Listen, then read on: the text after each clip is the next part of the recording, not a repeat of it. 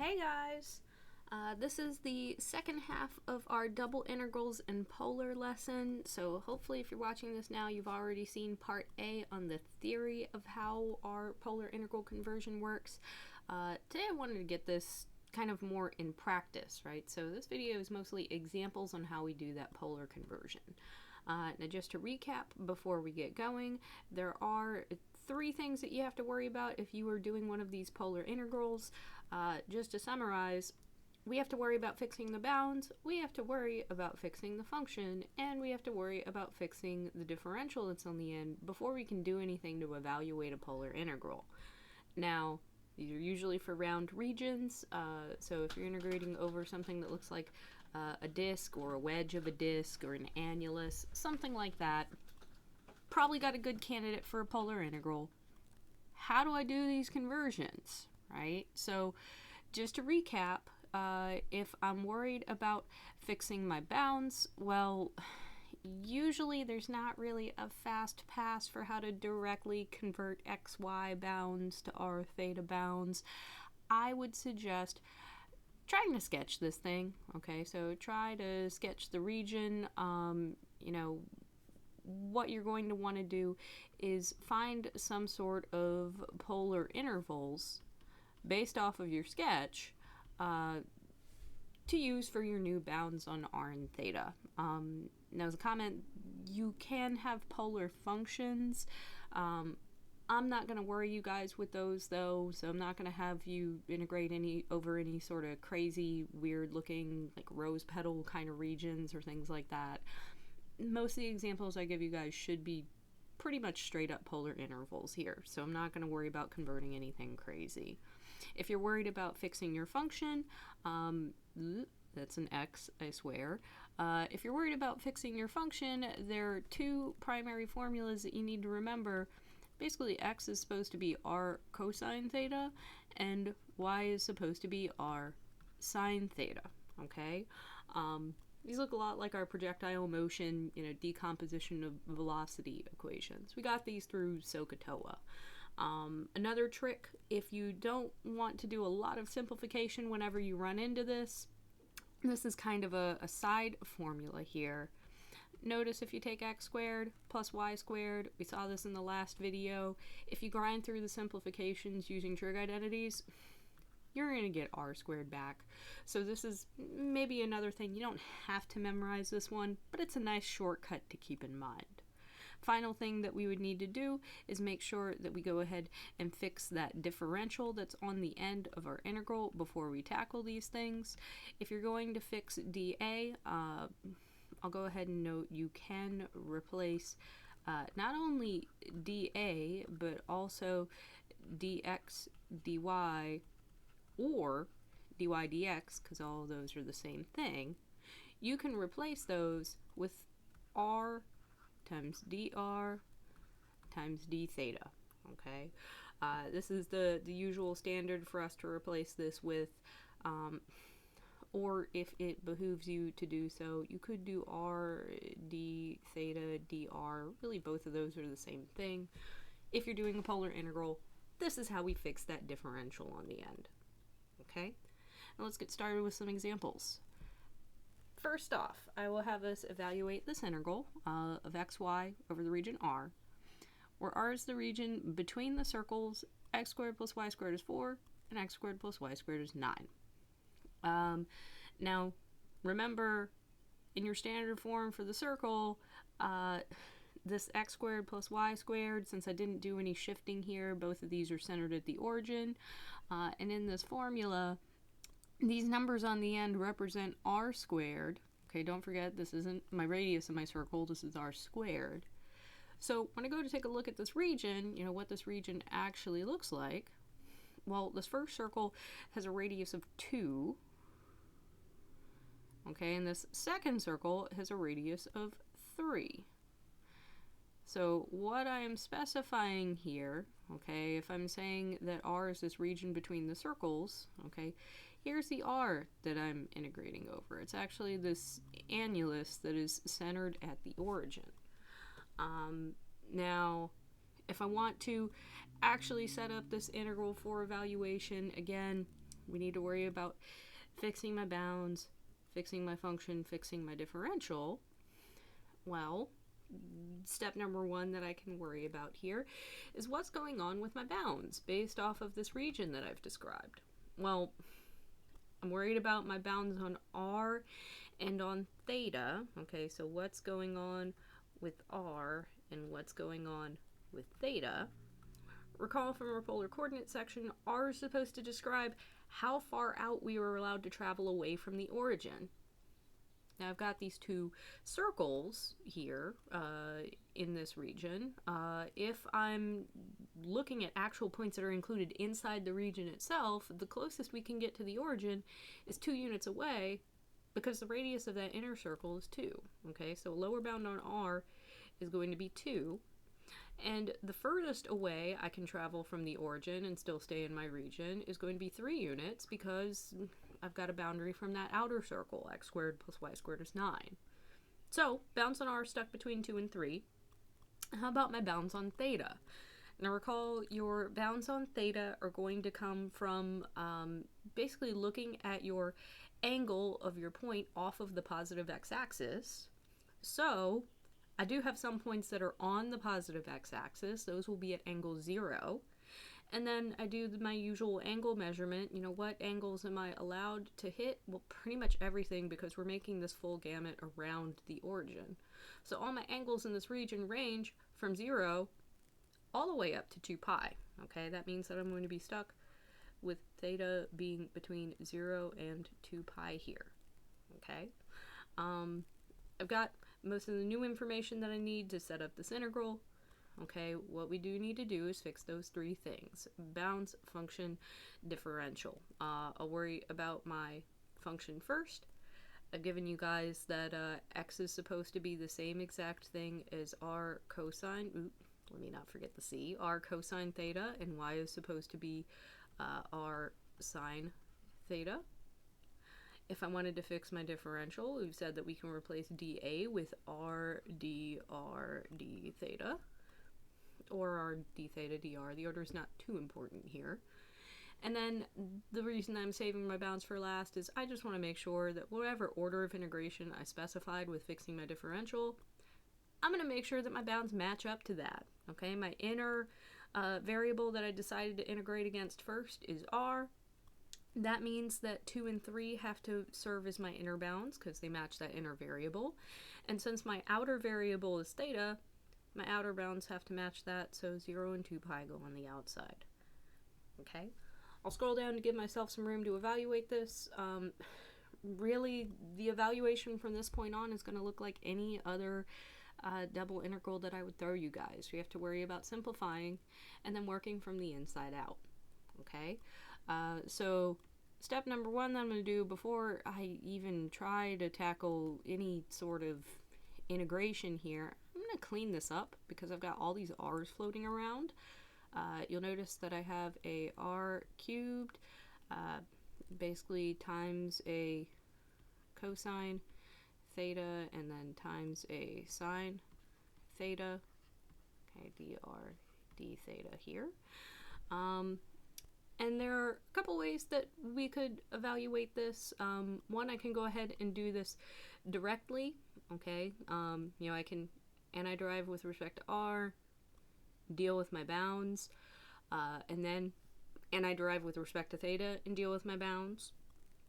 Or, just a fast reminder, we do have something here that looks a little bit like a function of r times a function of theta. If you wanted to apply that trick where we split this apart into 2 pieces, and then treat this as 2 single variable calculus type integrals, you can do that. Just wanted to issue the reminder that that is an option in this particular case. With that said, I'm going to go ahead and do this the standard way, okay, just so we can be comfortable with, you know, iterated integration. I'll antiderive with respect to r first. That means all this outside stuff doesn't change. We can't do anything with it yet because we're tackling this inside integral. Your antiderivative with respect to r of r cubed is r to the 4th over 4. Everything else in here is going to act like a constant coefficient, so I'm just going to hang on to it. okay? And once I take that antiderivative, I do still have to evaluate between r is 2 and r is 3, okay? Now, to perform that evaluation, I will substitute in the top thing first. You raise 3 to the 4th power and you get 81. If you substitute in 2 to the 4th power, you should get 16. So this will be minus 16 over 4 here. And then I should try to simplify before I worry about integrating. Okay, both of these guys, they're the same kind of term. It's a cosine term times a sine term, just a coefficient out front. This means I should be able to simplify those coefficients to clean this up before I antiderive it again. So 81 minus 16, let's see, that's I think 65 over 4 is what I've got.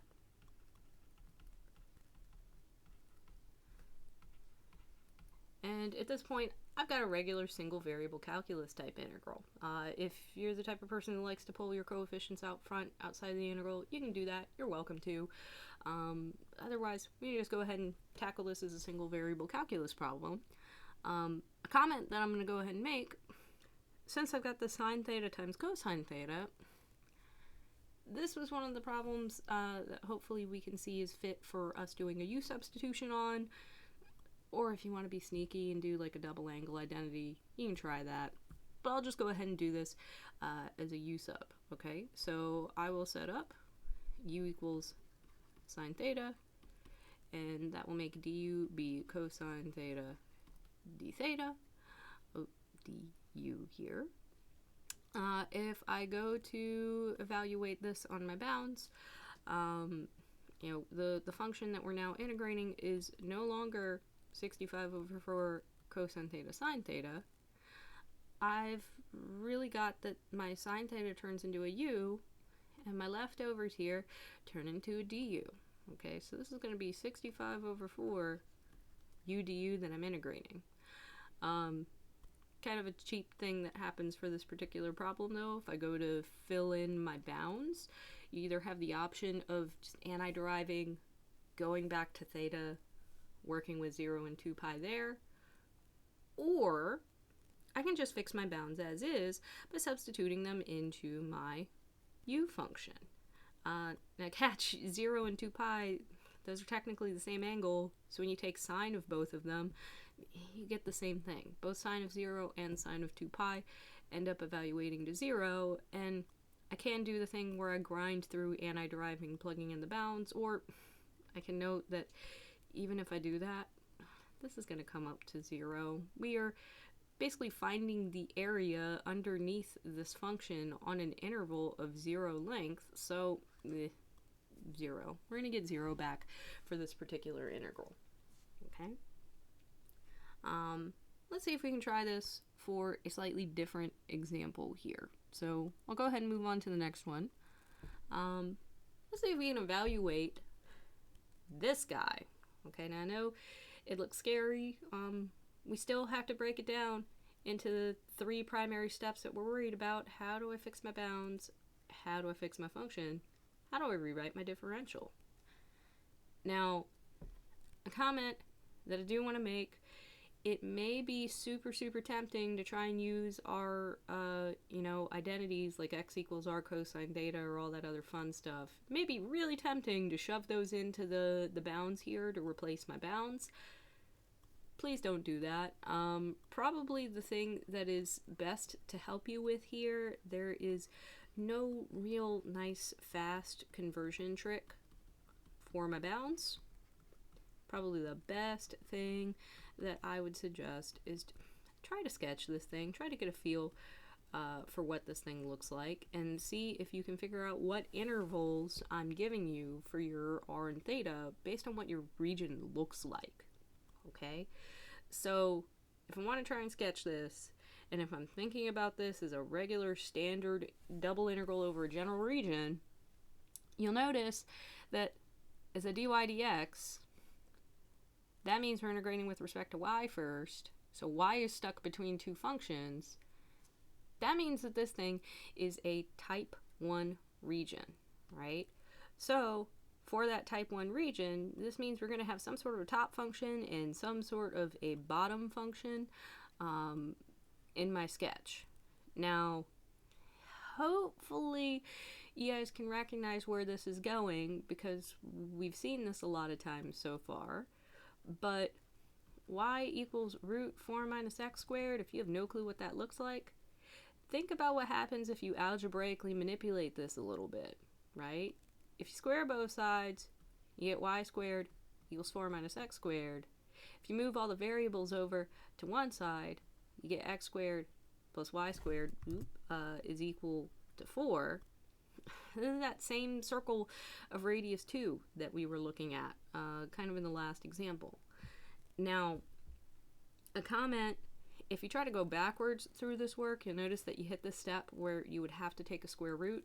And technically, if you square root things, you get two answers, the positive and negative branch of the square root. What that's going to suggest here, since we only have the positive version, is you are only getting the part of the circle where y is positive, right? We're not getting the y equals negative root version. So this root 4 minus x squared curve, this is really the upper portion of my circle of radius 2. Okay, so I'll go ahead and break that part down. Now, as far as sorting out the rest of this, well, the other curve that I've got, okay, is y equals x, that's serving as my lower bound. Okay, so that's this guy right here. These are my two functions.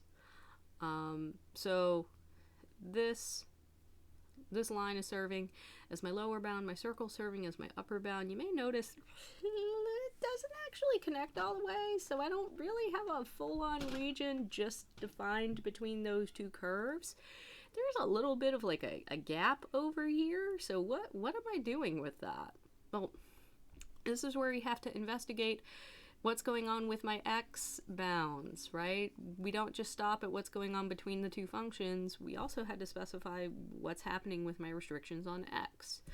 Now you notice that the smallest value of x that we're allowing is x equals 0, so we actually do have a left cap on this region. This is maybe suggesting that we might want to look at this pi slice, but let's just double check the upper bound to confirm here. What's going on when x equals root 2, right? So what happens with x equals root 2 in this function? Now, notice if you go ahead and sub this into y equals x, well, you're going to get y equals root 2. Now, on the other hand, if you sub this guy into that circle equation that we just had, you know, y equals root 4 minus x squared, well, this is basically going to be root 4 minus 2, so root 2. You're actually getting this same point back when you evaluate this in both of those functions, so this is indeed that intersection point of the circle with the straight line. So the region that we're looking at, the whole reason we investigated this in the first place, is trying to figure out where we're integrating. And it's this little pi slice here, okay? This little pi slice inside of my circle of radius 2, but above that, you know, diagonal line. Okay, we're stuck in this first quadrant region here. Now, I need to break this down. If I'm converting this into polar, I need to break this down in terms of r and theta, okay? So let's go down just a little bit, give myself some room here. What's going on with my restrictions on r? Well, we're stuck inside this circle of radius 2. I do have points that go all the way up to the origin. So my r, my distance that I'm allowed to travel away from the origin, this is stuck between 0 and 2. Theta, on the other hand, what is my theta stuck between? Well, that y equals x line lies on the perfect 45-degree angle here off of the positive x-axis, and we have points that are above that line. We also have points that are to the right of the 90-degree angle here, Okay, so hopefully what should happen if you think about converting that into radians, we are stuck between the angles of pi over 4 and pi over 2, okay? So we've got the information for rewriting my bounds. Now, I'm going to go ahead and just pan up real quick so we can take a look at this function one more time, get a feel for what it is that I need to fix. We have to replace my bounds, which we just found, my function, and my differential. Okay, now just a reminder, this function, e to the root x squared plus y squared, if you remember that shortcut that I mentioned about x squared plus y squared, when I go to rewrite this integral, this is really e to the square root of r squared, right? So if I'm rewriting this integral, e to the square root of r squared. That was me fixing my function. If I want to fix my differential here on the end was just a, dy dx thing. Okay, we can see that right here. Told you guys if you're going to fix your differential, dy dx, dx dy, dA, all of those you can rewrite with r, dr, d theta. And now, since I know what order I wrote my variables in, okay, we're integrating with respect to r and then theta, now I can worry about actually filling in my bounds. Okay, we said that r was supposed to be stuck between 0 and 2, and my theta was supposed to be stuck between pi over 4 and pi over 2. Similar sort of trick that I mentioned before, this time I'll actually make use of it. We could just, simplify, clean this thing up. I'll do that while I'm speaking here, but we could just simplify, clean this thing up, and I derive with respect to r first, okay, and then theta. Or another thing that I can do as a trick is I can treat this as a function of theta. I'm going to cheat, make this a 1. That's a constant function of theta. I can view this as a function of theta times a function of r, and also split my integrals up and treat this as a product of 2 single variable integrals. Okay, this is the same trick that I was suggesting for the last problem, but I didn't actually go through with it. Just so you can see what that looks like as a reminder and how that works, I'm going to actually go ahead and do it this time. Okay, so I will basically take all of my function of r stuff. This is my integral from 0 to 2, re to the r dr, and I can multiply this by my function of theta. So my integral from pi to 4 to pi over 2 of 1 d theta. The reason we can do this is you can kind of imagine that if we actually evaluated out this inner integral, all that stuff's in terms of r. It has nothing to do with theta. Once you take that definite integral, you get a constant back. And if you have a constant, we can pull constants outside of other definite integrals. So you would be pulling that constant outside of the theta integral, and that's exactly what we have on this final line here. Okay? So now I'll worry about evaluating this thing. I'll go ahead and scroll down to give myself a little bit of extra room with this new starting point. These are all single variable integrals. This is technically a calculus 2 type problem. Reason that I specify that is I try to give you all a little bit of a challenging integral here. This is not something that we can do with just straight up u substitution. You notice I have a product of 2 functions in my first integral. What does that call for? I actually gave you an integral that we have to do parts on. Okay, so comment. If you have a product of 2 functions, you can't reconcile it with u substitution, parts is a probably good candidate here. Now, just a refresher, in case you do not remember how that works, for parts, your integral of u dv, this is the same thing as uv minus your integral of v du. And then there's a nice handy mnemonic for your dv first try. I think of this as the detail mnemonic. First try, exponential functions, trig functions, algebraic functions, inverse trig functions, and then logs. Okay, so exponential, trig, algebraic, inverse trig, and then logs. Now, you notice that I've got an algebraic function and an exponential function here. Exponential comes first in this list. Algebraic comes last. That means that I'm going to set up my dv as being that exponential function. And for my u, I'm going to, use this not e to the x, e to the r. Sorry about that. And then for my u, I'm going to use the leftovers here. It's basically just the r. So if that's my dv and my u, I'm going to get that my v, the antiderive, will get e to the x, and my du, this is basically just going to be dr. Okay? So I've actually pieced this together using my integration by parts formula. We've got our u dv is given. I just need to tell you what u times v is. Well, that's here. Re to the, I should have written this guy as r. Sorry about that one more time. Let me get my variables straight. So re to the r was definite. I'll note that these were supposed to be evaluated between 0 and 2.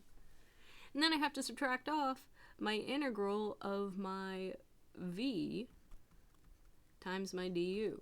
So minus my integral of e to the r dr. Again, this was definite.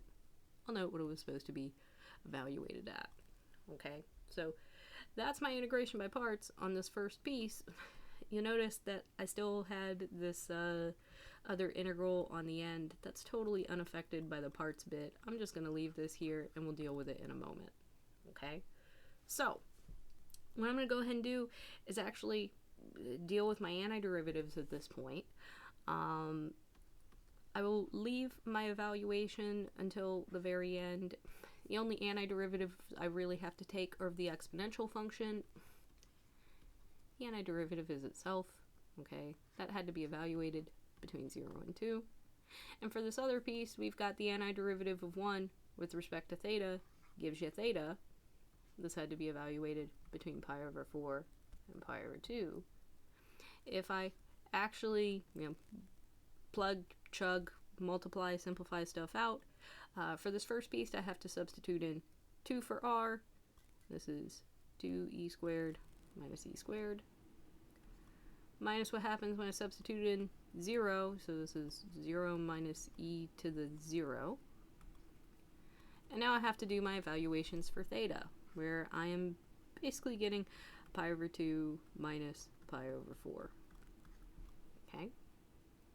If I simplify this, clean this up, okay, I've basically got an e squared plus, okay, because of this cancellation here, plus e to the 0, which is 1. Okay, now it's a really easy trap to fall into. You plug 0 into stuff, you expect to get 0 back. Be careful with those exponential functions. That was my simplification of this exponential part for this bit on the end. You notice that that subtracts off to pi over 4. If you want to leave it like this, if you want to distribute through, either way, same idea. Okay? One more, I'll give you guys my final example for converting these things to polar. I'm going to have us find a volume. Okay? We'll find the volume of the region inside the cylinder, and I want this to lie in between the surfaces z equals x plus 5 and the xy plane. Now, refresher, because we've seen a bunch of examples where I have an x squared plus y squared equals a number, and I've been treating those things like circles, but right now I'm calling this a cylinder. Well, I'm talking about this as a three-dimensional object, and I'm not just trying to specify the domain of my functions to you here. You may go ahead and recall, we talked about this a super long time ago, towards the beginning of the semester, we were describing surfaces. If I'm dealing with this as a two-dimensional shape, sure, this would be my unit disk. But if I'm actually looking at this in 3D instead, what happens is this, right? We're plotting stuff in the XYZ space here. If I think about, kind of porting that unit disk over, sure, this is what it looks like in the XY plane. But when I treat that equation as living in 3 space, I gave you no restrictions on Z. So what that's actually going to mean is Z can be anything, so it kind of looks like I extrude the shape, and this is why I'm calling this thing a cylinder, right? Anything that's missing any equation, that you're taking in 3 space that's missing one of the variables, we treat it like an extruded shape and we call it a cylinder. So this is basically just strictly that cylinder, okay, by itself. I haven't worried about my other surfaces. Although I do know my XY plane is one of them, so this bottom, that actually does serve as a bounding factor for us here. You notice if I've got a bottom sides, where's the other, bound on this region? I'm asking for a volume. It needs to be fully enclosed. Well, that's where this guy comes in. You may note this is a plane, right? If you shift all the variables over to one side, we can view this as a plane, just the coefficient on y is 0. What does this look like if I want to get a feel for what my region does? Well, we can kind of take a hint from how we graphed our cylinder if you want to get a feel for what's happening here. If I think of just X and Z, just straight up X and Z, and try to get a picture of what this looked like in 2 dimensions, well, you get a line. But since we are missing my Y variable, okay, keep in mind this thing is 3D instead, well, I'm going to go to graph this thing in 3 space. Keep in mind these positive axes here correspond to these positive axes here. So it's almost like we're looking at this graph from behind, right?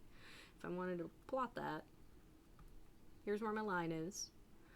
But again, I was missing the Y variable, so Y is basically free to be whatever it wants to be. I can imagine this as being that plane, okay, that comes from extruding that line along the Y-axis, right? I mean a plane back here. Now, if I actually want to fully assemble my figure, okay, keeping in mind all of these diagrams that I've got here, okay, my cylinder, my plane, your end result should look something a little bit like this, right? We've got this cylinder with a bottom that lies along the XY plane, so that is a hard boundary. And I've got the sides of my cylinder, okay, those still have to be a thing. But then there's this flat plane on the top that kind of comes off at a slanted angle. So this is the thing that I want you guys to find the volume of, right? Volume is what?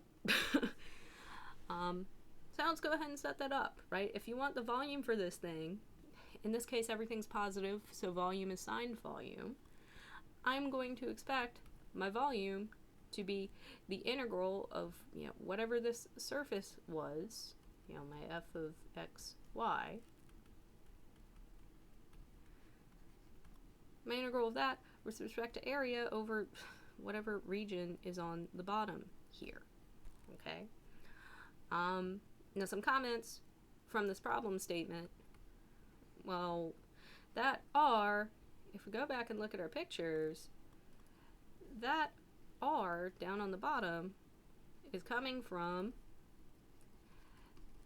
basically that circle that we started out with, right? And the circle here was this s squared plus y squared is 1. So comment, this R, this is my unit disk. Now, the function that I'm trying to integrate, if I scroll back up, that top surface, okay, was going to be this plane.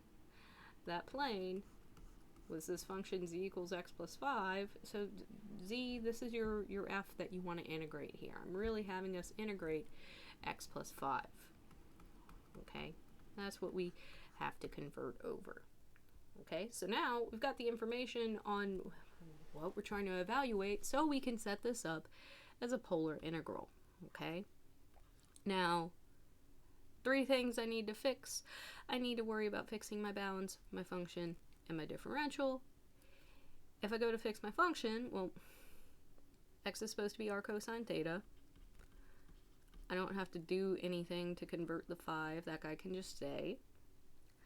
So that takes care of my function. If I'm worried about my differential, we always say r dr d theta. That is going to give me some order for whether my r bounds or my theta bounds come first. And if I think about what's going on with my unit disk, well, being on the unit disk means that my bounds on r are going to be stuck between 0 and 1, because we've got all of the things inside of the unit disk ranging from the origin to that very boundary. Since this is the full unit disk and not a sliver or a pie slice of it, you're going all the way around. Some of my bounds are going to be stuck between 0 and 2 pi for theta. Now I can go ahead and simplify and evaluate this thing. Okay, this one, we actually do have to do direct evaluation on it. I can't get away with a sneaky trick like last time. So I'm going to go ahead and simplify first. So get r squared cosine theta plus 5r dr d theta. And now I'll just proceed with direct evaluation. Okay, this means all the stuff on the outside we can leave for now, because I have to handle my antiderivative with respect to r first. Get r cubed over 3 cosine theta plus 5r squared over 2. It's evaluated between r is 0 and r is 1. And if I scroll down and give myself a little bit of room, I need to evaluate my bounds first. If I go ahead and do that, plugging in 1 first gives me a third cosine theta plus 5/2. If I plug in 0 next, well, I'm really subtracting off 0. So I may as well not even really worry about that part. With this end bit, this is just a single variable calculus problem at this point, I will antiderive with respect to theta. Means I get a third sine theta, because the antiderivative of cosine is sine, plus 5/2 theta, because your antiderivative of constant, you just slap on the variable. This is evaluated between theta is 0 and theta is 2 pi. Okay, similar comment to before, if you are evaluating sine at either of these angles, they're the same angle. So sine of 2 pi is the same thing as sine of 0. We had 0 here. But plugging in the top bound, we do get some non-trivial stuff, because I still have to multiply it by 5/2. And then if you subtract off what happens when you plug in 0, well, again, 0 plus 0 here. So when you clean this up for a final answer, we're going to get 5 pi back. Okay? If anybody has any questions for me, do feel free to shoot me an email, find me during office hours. But this is going to conclude my polar integrals section. Next time we are going to work on triple integrals.